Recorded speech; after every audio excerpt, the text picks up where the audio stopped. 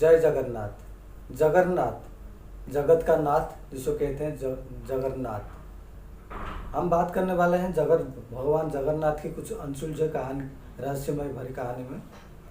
तो सबसे पहले मैं लेकर चलता हूँ भारत की दक्षिणी पूर्वी राज्य उड़ीसा में, जहाँ पे बसा है भगवान जगन्नाथ का धाम। लोगों का मानना है कि हिंदू का जो पवित्र आस्था का केंद्र है, जो 4 धामों में से एक है भगवान पूरी जगन्नाथ का धाम। तो उनमें से कुछ अनसुलझे रहस्य के बारे में आज हम बात करेंगे। तो सबसे पहले लेता हूँ उन मंदिर की परिसर के बारे में बात करते हैं। तो लोगों का मानना है कि जो मंदिर है बंगाल की खाड़ी में सटा हुआ है, मतलब उनकी किनारे पे बसा हुआ है मंदिर पूरी शहर में। तो जैसे ही आप मंदिर पे एंट्री करोगे, जो समुद्र का आवाज़ है वो आपको सुनाई नहीं देता। और लोगों का मानना है कि जो मंदिर में आप एंट्री करेंगे उसको कहते हैं सिंहद्वार। सिंहद्वार के आप जैसे ही पार करके मंदिर के अंदर जाएंगे, आपको समुद्र की आवाज़ आएगा नहीं। और जैसे एक कदम, सोचने वाली बात यह है कि जैसे एक कदम आप बाहर निकल के आएंगे तो समुद्र की गरजता हुआ आवाज़ आपको सुनाई देगा। है ना चमत्कार की बात। उसके बाद चलते हैं मंदिर के ऊपर जो गुंबज है। लोगों का मानना है कि मंदिर के ऊपर जो बना हुआ गुंबज है उसका परछाई आज तक कोई नहीं देखा, मतलब किसी भी तरह किसी भी साइड में उसका परछाई आज तक नहीं आया। और ये भी मानना है लोगों का कि इसके ऊपर आज तक कोई पंछी हो, एक परिंदा भी वहाँ पे उड़ा नहीं, जिसकी वजह से भारत सरकार ने उसके ऊपर फ्लाइट हो या विमान हो उसका भी निषेध की रखी है। तीसरी ये बात आता है उस गुंबज पे लगा हुआ 1 टन का सुदर्शन चक्र। आखिर वो 1 टन का चक्र इसके ऊपर कहाँ कैसे लिया हुआ, जरा आप सोच के देखिए। उसके ऊपर जो लगा हुआ सुदर्शन चक्र, लोगों का मानना है कि जैसे भी आप नीचे रह के आप किसी भी जगह पे खड़े होकर देखोगे तो चक्र का मुंह आपकी तरफ ही दिखेगा, ऐसा भी लोगों का मानना है। और ये हकीकत है, ये फंसाना है, ये तो शायद, क्योंकि लोगों का ये भी मानना है कि साइंटिफिक मतलब वैज्ञानिक भी हैरान हो चुका है इस चीज़ को सुलझाने में। उसके बाद आता है जो झंडा लहराता है। जैसे ही सुदर्शन के चक्र के पास एक झंडा भी लहराते हैं, लोगों का मानना है कि वो जो झंडा है हर दिन शाम को बदला जाता है। अगर वो इस तरह से नहीं हुआ तो 18 साल तक मंदिर का जो द्वार है वो बंद हो जाएगा।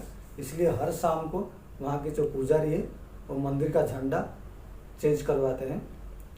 वो भी इतनी दूर, वो भी जाने का, वो जो वहाँ पे झंडा लगाने के भी एक तरीका अलग है। वो जो सीढ़ी हम लोग क्या करते हैं नॉर्मली ऐसे सीधे होके जाते हैं, लेकिन वो मंदिर पे जाने के लिए उल्टा होके जाना पड़ता है। जरा आप सोच के देखिए किस तरह से जाते होंगे। वो हो गया एक बात।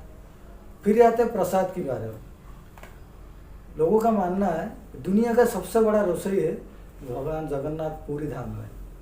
और वहाँ पे ऐसा भी मानना है कि वहाँ पे 500 रसोइया रहते हैं और उनके कुछ सहयोगी, 300 सहयोगी रहते हैं। तो कुल मिलाकर 800 रसोइया वहाँ पे नियुक्त है।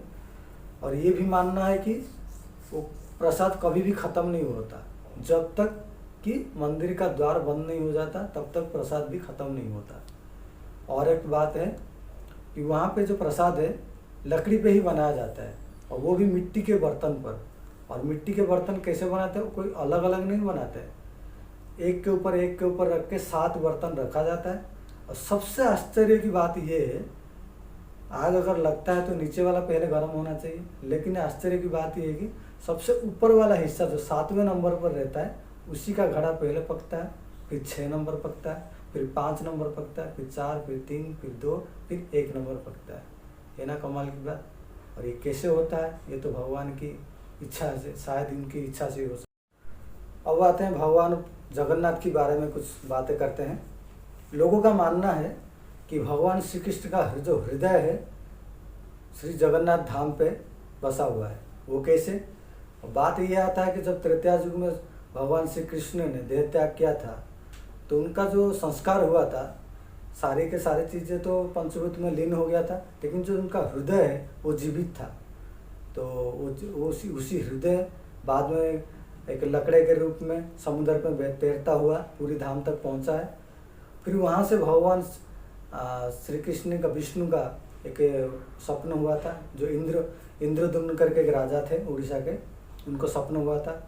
तब कहाँ कहाँ पे थे वो? नीलमाधव, जो नीलाचल पर्वत में नीलमाधव के रूप में वो पूजित थे, जिनको सवर लोग पूजा करते थे वहाँ पे, आदिवासी जनजाति के, जिनका नाम था विश्वावसु, तो सवर का नाम था। तो इंद्रद्युम्न से स्वप्न हुआ, फिर उन्होंने जाके चुरा के लेके आ गए उनके सिपाही भेज के। लेकिन जब चुरा के लेके आए तो विश्वावसु जी ने बहुत दुखित हुए।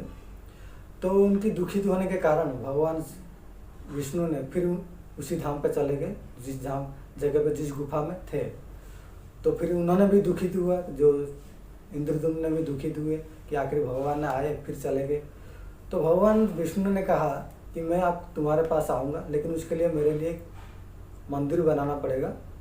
तो उसके बाद इंद्रद्युम्न ने एक मंदिर बनाया जो पूरी धाम में है, आज जगन्नाथ की धाम कहा जाता है। जब मंदिर बना दिया तब उन्होंने और विनती की कि प्रभु आप आके यहाँ पे विराजो। तो उन्होंने कहा कि एक द्वारिका से एक लकड़ी तैरता हुआ पूरी की समुद्र कुल में आ रहा है, आप उसे लेके आओ, उसी से मूर्ति बनाओ, उसके बाद में रहूँगा। तो तब क्या था, उनके सिपाही सिपाही जाके कोशिश की वो लकड़ी को उठाने के लिए, लेकिन कोई भी उठा नहीं पाए। तो इन्होंने समझ लिए कि उनकी जो भक्त है विश्वावसु, जो सवर है, उनको ही बुलाने लगे। तो उन्होंने उनको बुलाने के बाद वो बिल्कुल एक ही आदमी उसी लकड़ी को लेके आ गए। आने के बाद यहाँ पे उनके पास, जो राजा के पास जितने सारे कारीगर थे, उन्हें तमाम कोशिश करने के बाद भी एक छीनी तक नहीं मार पाए। ये छीनी हथौड़ा तक, खरोच तक नहीं आ पाया इस लकड़ी के ऊपर। तब क्या हुआ, तो भगवान विश्व, जो तीनों लोग के कुशली कारीगर है, भगवान विश्वकर्मा एक वृद्ध अवस्था में आए और उन्होंने बोला कि मैं इस लकड़े से एक मूर्ति बना सकता हूँ। तो भगवान इंद्रद्युम्न ने, जो राजा इंद्र, उन्होंने परमिशन दी। उनके बाद उन्होंने बनाना शुरू किया, लेकिन बनाना शुरू करने से पहले उन्होंने एक शर्त रखा, 1 महीने तक मैं जिस घर में बनाऊंगा उस घर का दरवाज़ा कोई भी खोलेगा नहीं, मतलब वहाँ मुझे बाहर से आवाज़ आना नहीं चाहिए। तो उसी शर्त के बलबूते पर चारों तरफ दरवाज़ा बंद हो गया।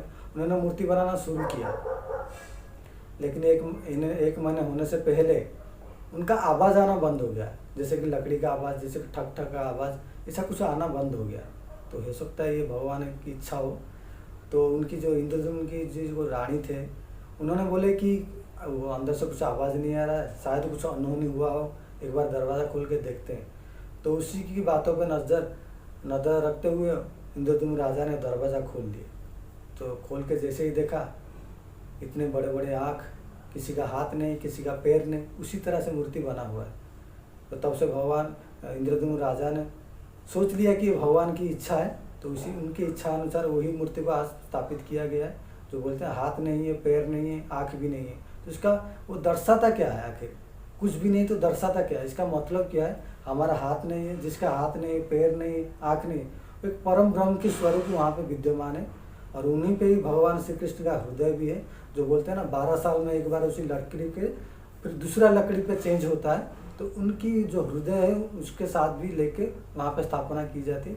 और ऐसा मानना है कि जब वो दूसरी मूर्ति बनाते हैं, जो नया मूर्ति को छोड़ के 12 साल के बाद दूसरी मूर्ति बनाते हैं, उसी वक्त पूरी शहर का लाइट बंद कर दी जाती है। ऐसा हुआ भी था और ऐसा शायद आप भी सुने होंगे।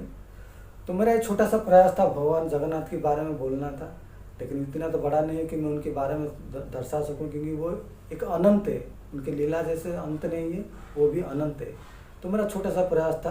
अगर आपको अच्छा लग रहा हो तो सब्सक्राइब जरूर करिएगा और कमेंट सेक्शन में ज़रूर बने रहिएगा। तब तक के लिए जगत जगन्नाथ, जगत जय जगन्नाथ।